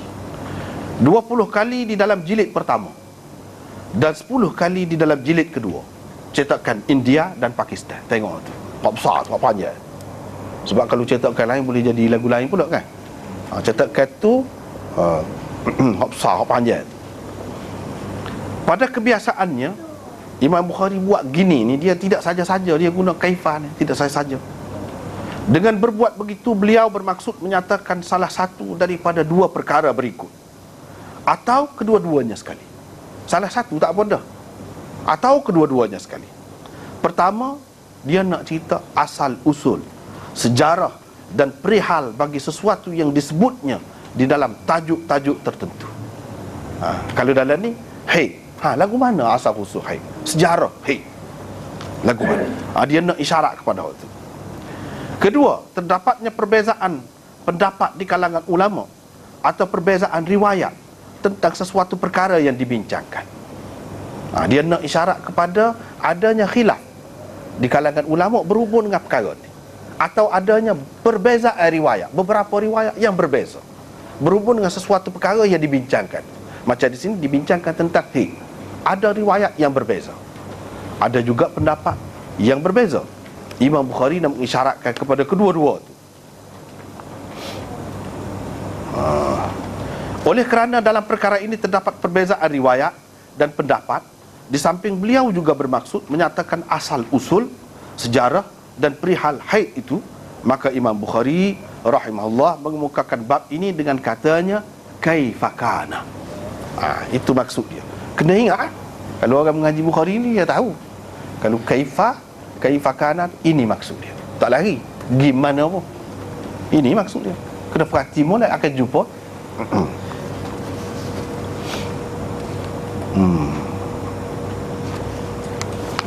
Lepas tu dia kata Nabi SAW bersabda, ini adalah sesuatu yang Allah tentukan kepada anak-anak perempuan Adam. Ini kata-kata Nabi SAW ni dalam nota 226. Hak ni orang panggil taklid. Kalau Imam Bukhari sebut dalam tajuk dia, dia tidak mari sanad dia sebut Nabi SAW bersabda. Mana sanadnya? Tak ada sanad. Itu orang panggil taklid, ataupun rawahul Bukhari mu'allaqan. Imam Bukhari meriwayatkannya secara mu'allaq. Mu'allaq tu dengan tidak sebut sanad dia. Sebab biasanya dalam tajuk, selain daripada nak ringkas, dia ada lagi maksud-maksud lain.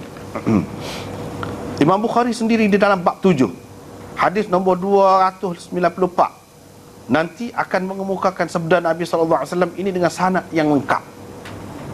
Dengan sanad yang lengkap. Di dalam hadis nombor 285 di bawah bab ini, di bawah bab ini juga terdapat sabda Nabi SAW itu, tetapi dengan sedikit perbezaan pada lafaznya. Imam Bukhari tak ambil hak betul-betul serupa. Hak betul-betul serupanya duduk dalam bab 7. Dalam bab 7 nombor 294. Cuba tengok.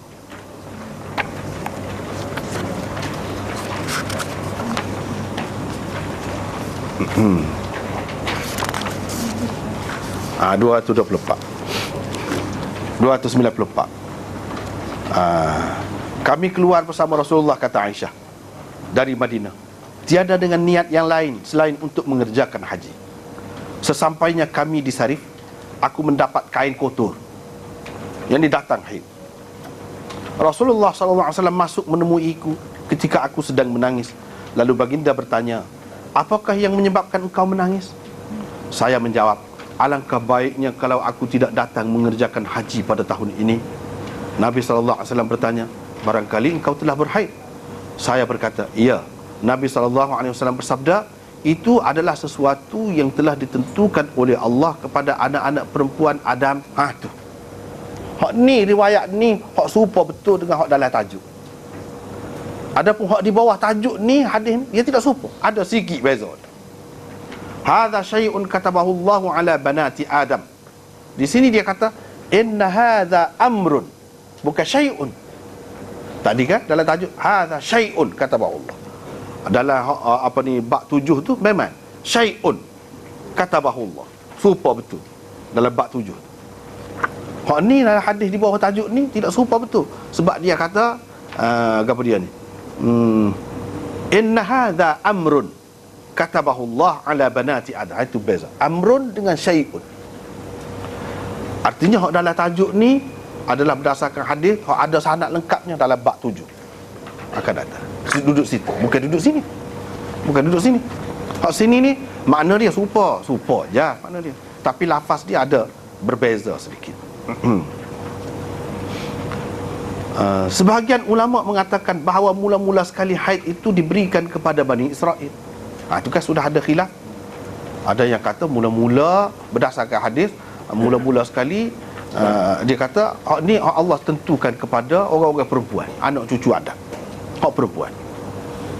Hak lagi kata start haid ni daripada Bani Israel. Seseolahnya sebelum pada tu tidak ada haid kau orang perempuan. Abu Abdullah, yakni dia sendirilah, Imam Bukhari berkata hadis Nabi SAW lebih banyak. Ini terjemahan kepada hadisun Nabi SAW akthar.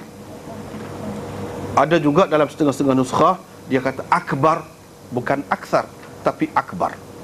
Tengok nota bawah tu.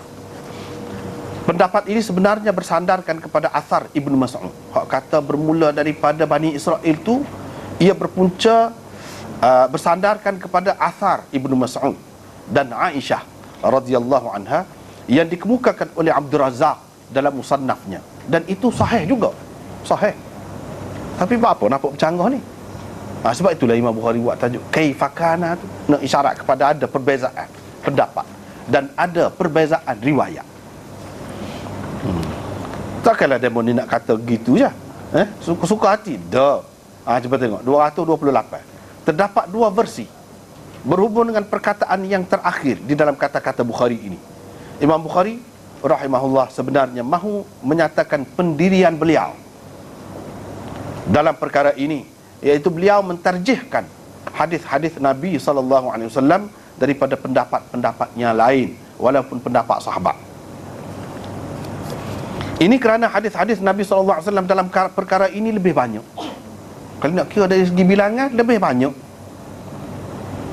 Kalau kita pakai perkataan aksar, maksud beliau dengan kata lebih banyak itu boleh jadi dari segi jumlahnya, boleh jadi dari segi rangkuman maksudnya.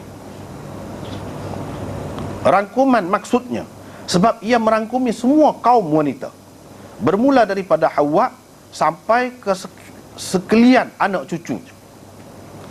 Hadis itu tidak khusus dengan orang-orang perempuan dari kalangan Bani Israel sahaja, malah ia merangkumi sekalian kaum wanita semua. Kat mana-mana siapa masa dia kan ada berlaku, kena ada berlaku tu. Bukan khusus dengan Bani Israel. Itu maksud aksar, yakni aksaru syumulan, lebih syumul, lebih merangkumi. Sebab bukan perempuan Bani Israel saja.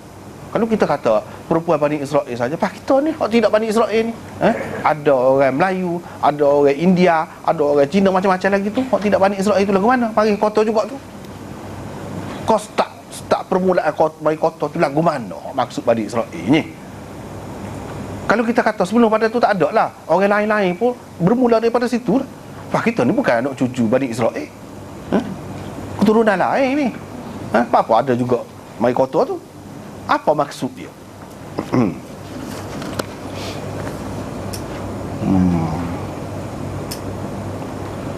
Boleh jadi juga ia berarti lebih banyak dari segi nilai dan kekuatannya.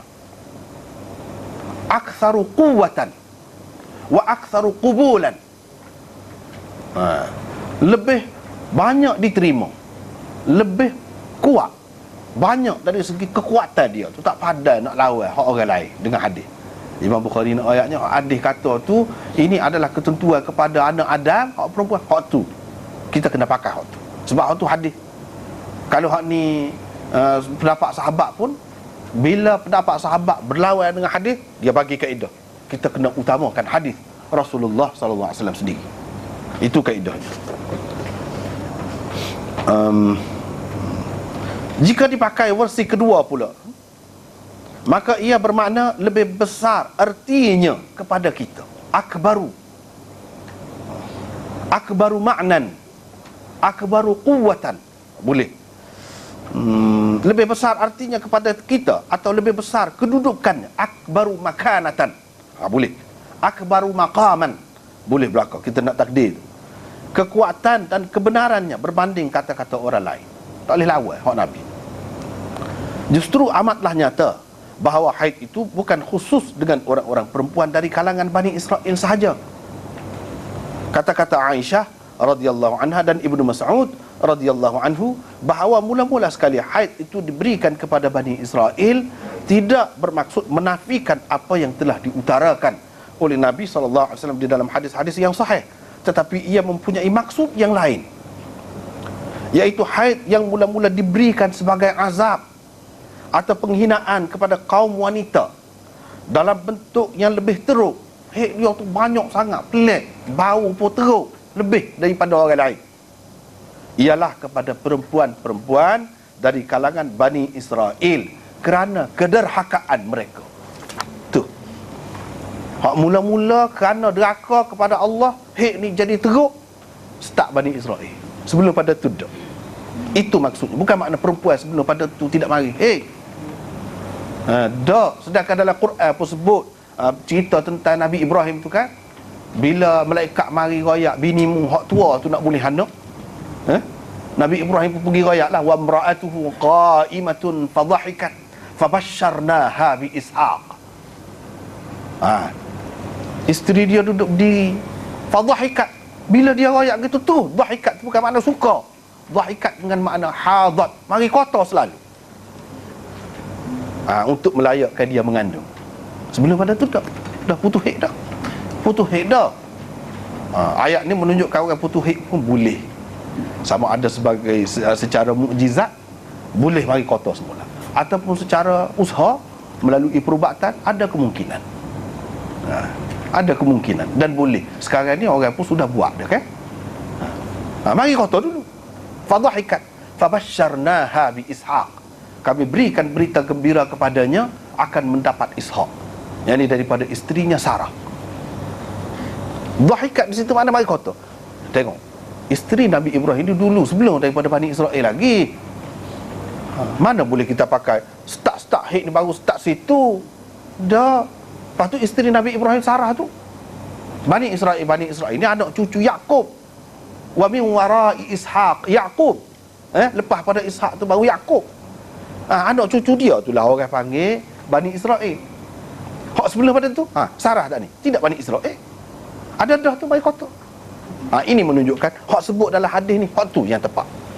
Adapun hak asar Ibnu Mas'ud dan Aisyah yang menyebutkan bermula daripada Bani Israel dalam bentuk hukuman daripada Allah, penghinaan daripada Allah terhadap mereka kerana kederhakaan mereka. Itu maksud. Start situ. Dan ini menunjukkan bahawa perempuan ini Allah SWT boleh hukum dia kerana sesuatu kesalahan melalui mari kotor. Boleh berlaku. Seperti mana yang berlaku kepada Bani Israel. Apakah kesalahan perempuan-perempuan Bani Israel sampai gitu moh tu? Dalam hadis ada sebut. Itu cerita hadis lah pula. Dalam hadis ada sebut antaranya puak-puak dia ni teruk. Dia pergi semayang, perempuan duduk di belakang. Bila lelaki sujud, dia duduk itar barang lelaki tu. Itu ceritanya. Dia tidak sujud perempuan tu. Kerana itu salah satu sebab kemurkaan Allah terhadap mereka. Sebab main-main dalam ibadat tu pun buat main tak patut. Kesalahan itu kalau di luar tempat ibadat pun, bukan dalam ibadat pun salah, apatah lagi ketika beribadat. Maka Allah SWT hukumkan mereka kerana kesalahan itu dan lain-lain kesalahan. Yang lain banyak lagi puak-puak Yahudi ni, puak-puak Bani Israel ni. Maka dia mari hek kuat teruk. Mari hek teruk. Jadi tak ada keselesaan lah bila mari hek banyak. Tak ada keselesaan. Kalau kita sekarang ni mari hek lama, kita kata kalau mazhab Syafi'i 15 hari lah paling lama. 15 hari lah kena tunggu. Si suami tidak keseksa tu, semacam penyiksaan lah tu.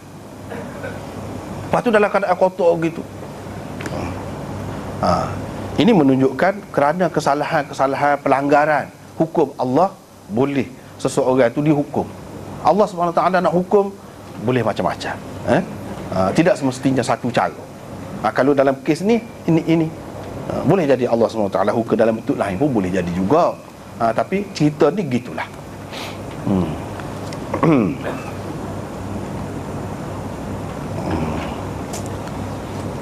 Lepas tu kita tengok lebih banyak rangkumannya, kita tengok hadis Aisyah nak pergi Mekah ni. Pada tahun yang ke-10 dalam haji wada', Nabi SAW buat kerja haji sekali ya. Dia umrah 3 kali. Haji sekali.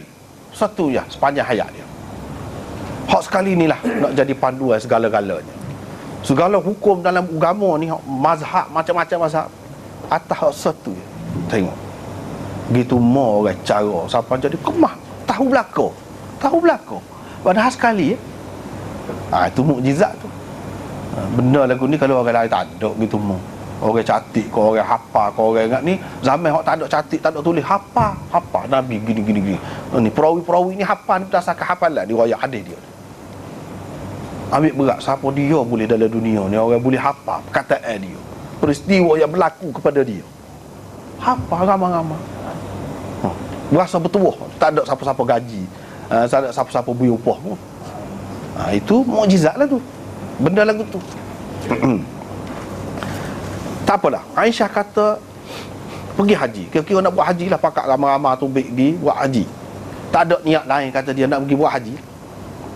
Tiba-tiba bila sampai di Sarif, cerita dia ni, hadis ni banyak kali lagi ni, Imam Bukhari akan mari ni akan datang ni banyak kali. Aku mari kotor. Betul lah Rasulullah SAW mari jumpa dengan aku duduk jerit lah. Sifat orang perempuan. Sifat orang perempuan susah jerit. Itu pun salah satu ciri anak cucu Hawa je, anak cucu Adam, hak perempuan. Nabi SAW pun tanya, apa ni? Jerit. Orang nak mari ibadat suka lah kan. Adakah engkau telah kedatangan haid? Dia kata, malaki anufisti. Bapanya mai kotor kau. Nufisti. Adakah engkau sudah bernifas? Kalau mengikut asal makna dia. Tapi kita tidak terjemah begitu, takut keliru. Nifas di situ bukan dengan maksud nifas haid. Sebab apa Nabi guna nifas?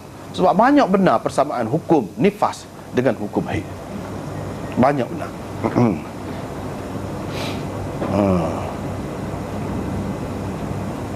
Apa ni, dia pun jawab ya. Nabi SAW pun kata, hak ni tak perlu pusing, hak ni tak perlu sedih, adalah jalan keluarnya.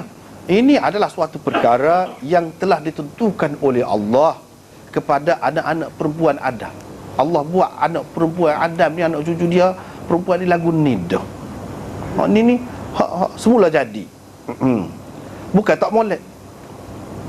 Lepas tu dia kata, hak orang-orang haji, hak lain buat tu buat belaka, boleh buat belaka, cuma tawaf je tak sah, tak sah tawaf.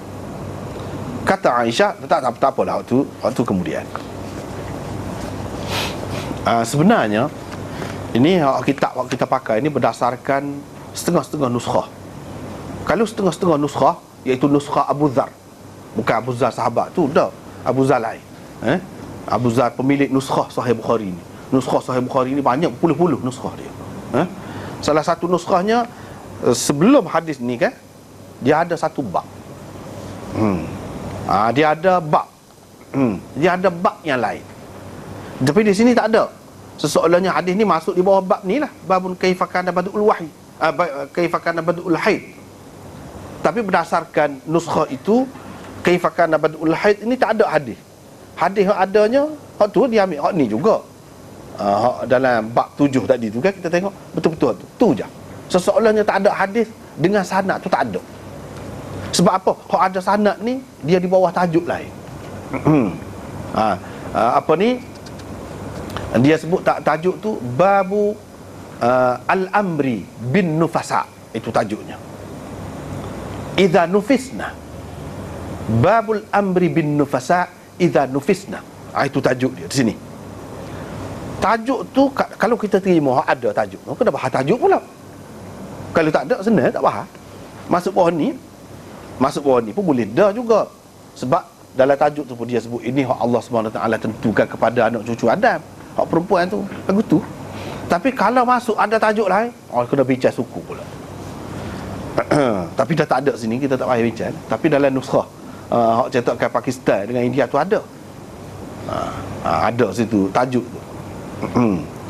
Kalau nak bincang, boleh juga sikit secara ringkas. Babul amri bin nufasa idza nufisna, yakni perintah. Hafiz Ibn Hajar kata al-amri bin nufasa, yakni perkara-perkara yang ada kaitan dengan perempuan-perempuan bernifas. Serupa juga dengan perempuan bernifas, perempuan berhaid. Apa yang ada kaitan dengan mereka? Itu sah. Hafiz Ibn Hajar kata begitu. Ada juga yang mengatakan babul amri ini bab perintah kepada perempuan yang berhaid. Bila mereka berhaid, apa perintah? Antara perintahnya suruh mandi. Misalnya kalau nak pakai ihram haji tu, pada masa haji tu nak pakai ihram, dia kena mandi walaupun dia pakai kotor. Itu antara perintah. Antara perintahnya juga ialah serupa ni hukum perempuan haid dan perempuan yang mari kotor, serupa. Sebab itu dia sebut nufasa. Padahal duk bincang cara kau haid. Ni cerita haid ni, nak ceritanya apa dia? Ada banyak persamaan antara perempuan yang berhaid dan yang bernifas.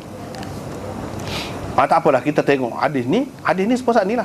Nabi SAW pun kata simpan apanya. Sebenarnya haid ni Allah SWT tentukan dah. Seperti mana Allah SWT tentukan orang perempuan, orang lelaki ni tetek dia tidak besar seperti perempuan, tidak menonjol keluar begitu. Tu Allah SWT tentukan. Allah SWT tentukan kejadian lelaki ni gini-gini, lagu tu. Hak perempuan ni, ni beza dia dengan lelaki. Dan ini sebenarnya sebagai nikmat dan rahmat daripada Allah SWT. Sebab benda tu kan kotor, ada dalam tubuh. Kalau tidak keluar, supaya najis lah tak keluar. Supaya kecil tak keluar, tidak jadi penyakit. Bila boleh keluar tu rahmat. So, rahmat Allah, nikmat Allah kepada perempuan. Yang kedua, bila mari kotor, tanda dia ada kelayakan untuk mengandung. Itu berita gembira, bukan berita sedih. Bukan berita sedih tu, berita gembira. Ketentuan Allah tu untuk keperluan kehidupan perempuan. Dia nak mengandung. Kalau tak ada haid, tak ada mengandung. Mudah. Sebab tu hak putus haid gapo tu tak ada mengandung. ataupun dibuai rahim kau apa, tak ada hik. Tak ada lah. Ada hik itu rahmat, nikmat daripada Allah Subhanahu Wa Taala. Dengan sebab itu bila suci dia suruh mandi. Sebab mandi itu tanda kesyukuran. Tanda syukur. Seperti orang berjunub kan? Orang lelaki walaupun mimpi lelaki ke perempuan ke, mimpi keluar air mani. Padahal tidak bersetubuh sungguh. Dia sungguh mandi. Apa sebab? Syukur kepada Allah. Jangan sedih. Jangan sedih dan jangan berasa serabut. Jangan. Yang anak-anak tu pun kalau mari kotor mula-mula tu, terutamanya boleh jadi dia susah hati, kena orang yang molek. Benda ni tak ada sesuatu yang tidak baik. Benda ni adalah kebaikan untuk dia. Kebaikan untuk dia. Tanda ni masa mari kotor. Bila tidak masa mari kotor, mari hot lain. Ni penyakit, salah satu tanda penyakit bagi perempuan. Tidak kau rahmat, nak nikmat, tanda penyakit. Tanda penyakit macam-macam. Boleh jadi melalui darah istihadah. Istihadah tu bila? Di luar daripada masa haid. Tidak nikmat tu. Rahmat Allah SWT. Nak dapat anak, ada kelayakan. Orang lelaki pun kalau berjunub, sebab apa mandi? Syukur kepada Allah. Sebab dia sudah ada kelayakan. Kalau tak ada air mani tu, tak ada. Tak ada. Satu ayat lah. Kalau ada air mani pun, kalau lemah ataupun ada apa-apa kekurangannya pun, boleh jadi tidak dapat anak juga. Tetapi asasnya ada air mani itulah yang melayakkan seseorang itu untuk mendapat anak. Kalau perempuan, itu tandanya. Itu semua nikmat daripada Allah Subhanahu Wa Taala. Dengan sebab itu Nabi kata tak usah. Lepas tu benda ni dari segi ibadat ke apa, tak ada halangan. Nanti akan datang Imam Bukhari buat mari pula hadis ni. Dia nak ayat boleh ngaji Quran, boleh mari gapo boleh. Belaka orang mari kotor. Tak ada halangan. Halangannya semaya, tawaf, sa'i. Oleh kerana dia ada kaitan dengan tawaf, lepas tawaf dulu baru sa'i. Hak tu ya tak boleh. Hak lain boleh berlaku. Ada lah beberapa perkara hak tak boleh. Dalam bab ibadat ni buatlah hak orang haji lain buat berlaku. Orang haji buat ni, orang haji hak suci, hak biasa lah buat. Banyak benarlah. Hak lain selain daripada tawaf tu kan. Boleh berlaku, boleh pergi melontar jamrah, bermalam di Muzdalifah, pergi di Mina, apa semua boleh berlaku. Boleh buat berlaku. Dari segi hak buat, hak dari segi baca, orang hak apa ni buat kerja haji tu macam-macam baca kan. Dalam bacaan itu hak paling utamanya Quran. Dia tidak kata kecuali baca Quran tak boleh. Tak. Kecuali kamu cuma kamu jangan tawaf tu ya. Itulah Imam Bukhari pegang akan datang. Ada bab sukulah waktu kita akan jumpa akan datang. Boleh buat berlaku. Kata Aisyah, Rasulullah SAW telah mengorbankan lembu bagi pihak isteri-isterinya. Dalam riwayat ni tak apalah, bil bakar, dia kata lembu. Berapa ekor? Orang tak tahu. Lembu dia kata. Tapi dalam setengah-setengah riwayat ada sebut bil baqarah. Bil baqarah. Nabi SAW mengorbankan, boleh jadi baqarah itu dengan makna lembu tino, boleh jadi dengan makna seekor lembu. Tapi hak ni sebenarnya bab haji ni sepatutnya bicaranya. Sebab tu kita pun tidak nak panjang, sini ringkas saja. Ringkas saja.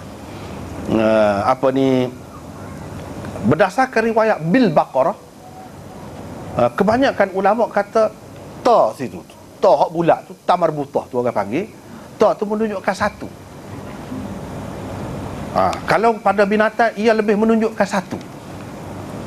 Kalau kita kata dajajah, tidak semesti dajajah itu dajajah ayam tina, boleh jadi seekor ayam jantan pun. Sebab ta tu menunjukkan betina. Tetapi masalah dajajah tu sebab dia ada lah hak lain, perkataan lain yang khusus untuk jantan pula tu lebih kepada betina lah. Tetapi kalau hak tidak khusus begitu, macam baqarah, boleh jadi ada ta tu dengan makna betina, boleh jadi dengan makna satu. Setengah ulama dia yakin dengan hak satu tu. Sebab apa? Dalam riwayat Nasa'i ada sebut bil baqaratil wahidah. Nabi SAW mengorbankan baqarah, boleh jadi betina, boleh jadi satu, tak terai. Dengan adanya al-wahidah, ia menetapkan ta tu dengan makna satu, dengan makna wahdah, dengan makna satu, bukan dengan makna betina. Tetapi orang hak pihak tu dia kata tak jelas tu seko. Sebab kalau seko lagu mana? Nak kurban-kurban ni Nabi bini berapa? Dia buat pergi belakang bini dia tu pada ketika tu. Kurban-kurban seko lembu ni boleh untuk 7 orang aja. Pak bini dia lebih daripada 7. Kalau seko lembu lagu mana? Pula. Dia kata tak ni. Tak betul tu. Hak betulnya riwayat Bukhari ni bil baqar, lembu. Lembu ni ini orang panggil isim jenis. Isim jenis dia tidak semesti sa. Lembu. Seekor ke 2 ekor ke 3 ekor ke boleh belaka. Dalam riwayat tu itu dia kata tasarruf perawi. Itu orang panggil dalam istilah ilmu hadis ni tasarruf perawi. Dia ingat oleh kerana dalam hadis tu ada bil baqarah, tu dia lebih faham dengan makna seekor, dia pun tambah al wahidah. Dia mau dikata tu mana nak nambah pula. Tak kata dia boleh jadi. Sebab di situ boleh jadi betina. Boleh jadi lembu betina. Masalahnya kalau kita kata lembu betina seekor tak cukup. Kalau kita kata lembu betina, apakah kita nak pakai dengan makna jenis? Kalau dengan makna jenis dia tak ada tu. Itu kaedah bahasa Arabnya. Bahas pula situ. Tetapi Ibnu Sikit dan ramai lagi ulama-ulama ahli lughah kata, dia kata ni tidak semestinya dengan makna satu, boleh jadi dengan makna tina. Sebab itulah Qatadah orang alim besar lah. Qatadah orang alim besar. Orang duduk tanya dia lah semasa musim haji. Buka peluang tanya macam-macam lah orang tanya. Jawab lah dia, jawab memang orang alim. Jawab, boleh jawab. Imam Abu Hanifah pada ketika itunya muda lagi. Dalam kisahnya dia pun tanya, Tuan Syekh kata dia semut dalam cerita Nabi Sulaiman itu catat kau tina. Terpinga-pinga orang tua tu. Si alim tu Qatadah tu tak ada jawab, tak tahu. Dia kata tina. Tahu mana? Qalat namlatun ya ayyuhan nablu dkhulu masakinakum. Apa ni dia kata qalat namlatun. Namlatun tu boleh jadi kita kata seekor semut. Ada ta ke tu? Ta bulat tu juga. Boleh jadi juga dengan makna semut tina. Boleh jadi. Nak katakan dia kata dok ta di situ dengan makna betina. Sebab apa? Memang raja semut ni pun dalam kajian duk buat pun raja dia nombor 1 tina. Sebab tu dia perintah masuk dalam sarang masing-masing. Puak-puak tentera Nabi Sulaiman nak mari ni. Dia bagi perintah namlatun. Jadi kalau baqaratun tidak semesti makna makna betina. Unta lembu betina. Boleh jadi tidak seekor. Banyak ekor. Jadi hak ni kalau hak riwayat Bukhari ni lebih jelas. Sebab kalau dengan makna isim jenis dia tak ada ta tu. Kalau kita kata seekor pun, kalau kita ambil riwayat seekor tu tidak jadi masalah juga. Seekor ni boleh sekat 7. Ada riwayat yang lain yang menyebutkan Nabi SAW kurbankan untuk Aisyah seekor lembu untuk dia seekor. Ada. Ini menunjukkan ada beberapa orang isteri dia yang dia kurban suku pula. Dan untuk beberapa orang isteri dia kurban seekor lembu. Atas seekor tu boleh 7. Tetapi ada juga ulama yang kata ini menunjukkan kurban tu boleh untuk 10 orang. 10 gi. Ada juga. Ada mazhab tu bab kurban akan datang kita akan bincang lah. Dia pegang antaranya dengan hadis ni lah. Sebab kalau seekor lembu, bini Nabi tu berapa orang? 9 orang. 9. Lepas tu ada pula riwayat dia kata 10 pun boleh. Habis cerita kalau pakai lagu tu. Tetapi hak kebanyakannya dia kata 7 gi aja seekor lembu ni. Kalau 7 gi kita tengok riwayat yang lain ada Nabi kurbankan suku pula untuk Aisyah. Selesai lah. Dan untuk beberapa orang isteri dia. Jadi ini tidak bercanggah. Bahkan riwayat Bukhari lebih patut kita utamakan. Di sini tidak ada tak apa, tak ada. Di sini enggak makna lembu, yakni beberapa ekor lembu. Selesai masalah.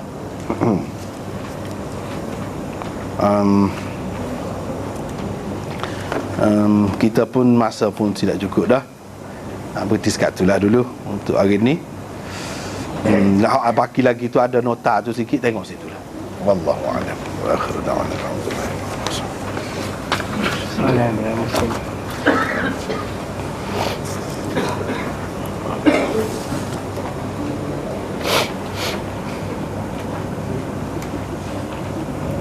Mariah.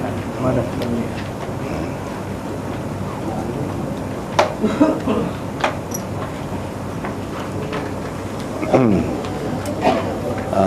Soalan. Ini ada soalan ni. Dua perkara, ada iaitu adakah Nabi SAW berkahwin dengan Maria Al-Qibtiyah atau sebagai seorang hamba sahaja dia tu. Ada dua pendapat. Ada yang mengatakan dia ni sebagai hamba sahaja, ada yang mengatakan dia ni sebagai isteri. Memang asalnya hamba tu betul, tapi Nabi SAW merdekakan dia dan kahwin dengan dia. Hak itulah yang lebih betul. Bagi orang yang mengatakan dia ni hamba sebab dia keliru dengan perkataan yang ada dalam hadis sebut jariyah. Sedangkan jariyah itu tidak semestinya makna hamba. Jariyah itu boleh juga dengan makna perempuan yang masih muda umurnya. Jariyah. Yang lebih tepatnya dia berkahwin. Dan ini salah seorang isteri dia. Wallahu a'lam. Yang keduanya, hukum berkahwin dengan perempuan yang belum baligh, terutama gadis bawah berumur 11 tahun. Hak dah. Subhanallah ada. Lah ni dah. Ada. Hak ni sebenarnya ialah panjang ceritanya. Dia puncanya kalau ada hak mengatakan boleh tu, puncanya Nabi menikah dengan Aisyah tu lah. Kalau punca itu selesai, tak ada dalil dah lah. Sebab itulah saya sudah bincang dah panjang dah ni. Ada CD ada dah tentang Nabi menikah dengan Aisyah ni umur berapa sebenarnya. Bila selesai itu selesai. Yang kita duduk bahas sangat tu, kita takut benda-benda gini lah. Dulu lama dah duduk bincang dah berapa lama dah. Harap-harap boleh tengok CD lah. Sebab kalau nak bincang berlaku panjang ni, pasal CD ada kan, boleh tanya tu CD. Tengok situlah. Yang sebenarnya kalau mengikut hak tahqiq lah, bagi saya dah tak boleh.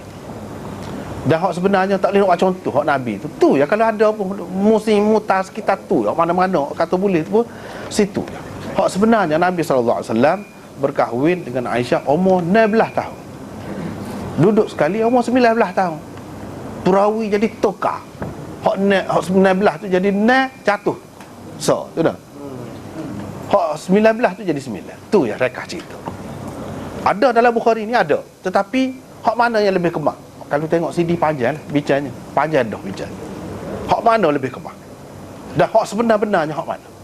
Hak yang menyebutkan 7 9 apa ni dengan jelas tu, hak tu bukan cerita Aisyah sendiri.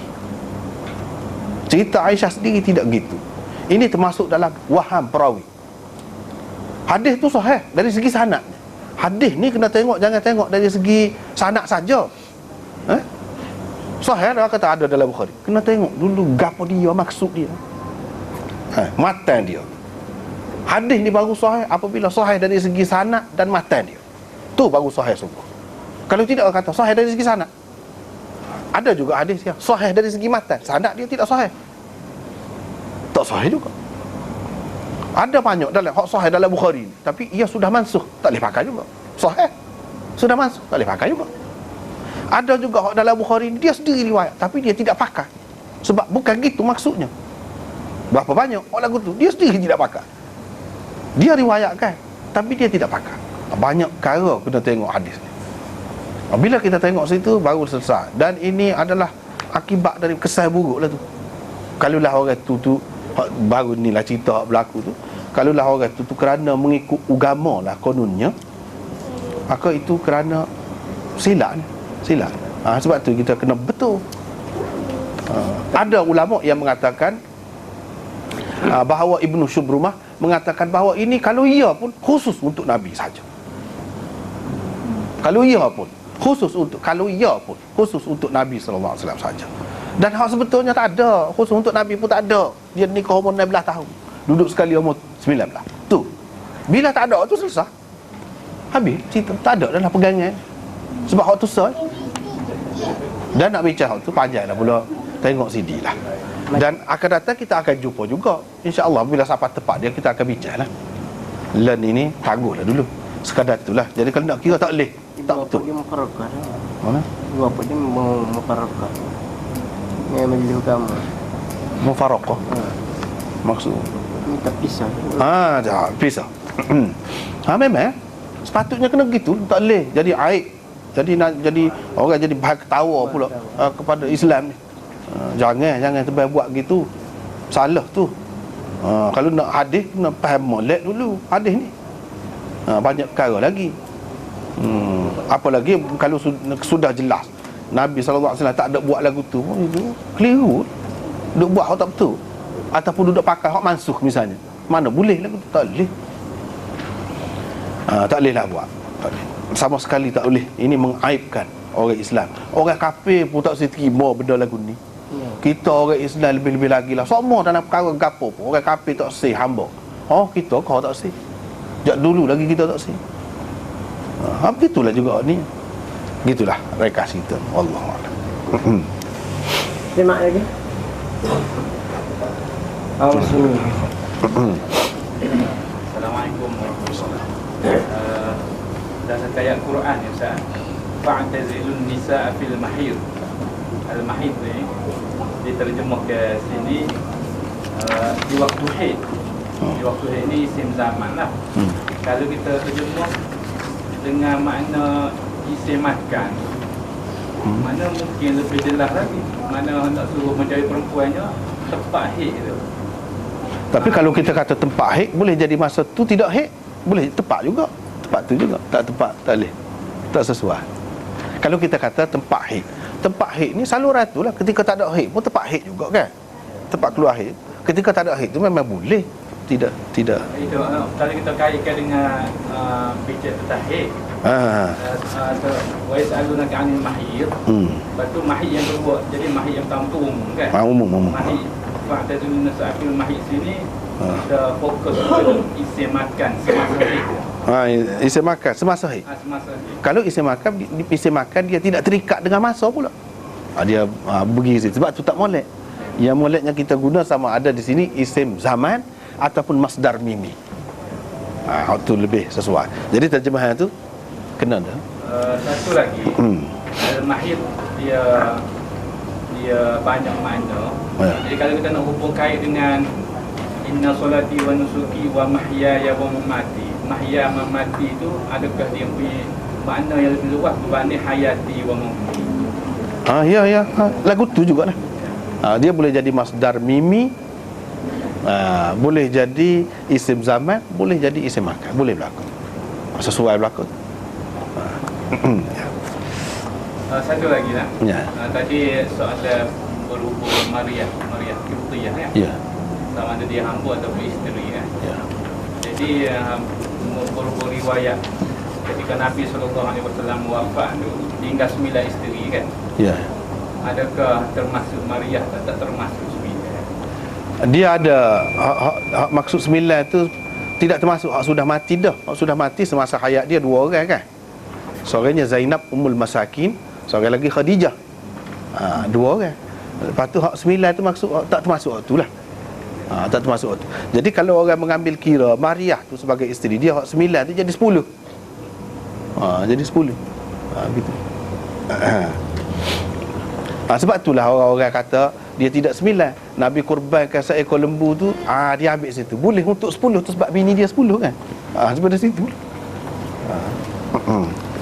Allah. Ada lagi?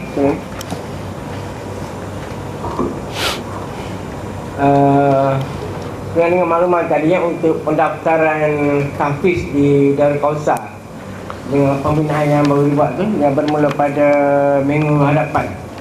InsyaAllah kalau ada nak kita anak tahfiz umur 10 tahun ke atas boleh daftar sekarang lah, masih dibuka lagi 10 tahun ke atas. Nilainya RM180 saja. Dan seksi pertama di bangunan baru lah, bangunan dah baru siap. Di gambaran sama-sama kita tutup ada di sini dengan tasbih kepala dan jamaah.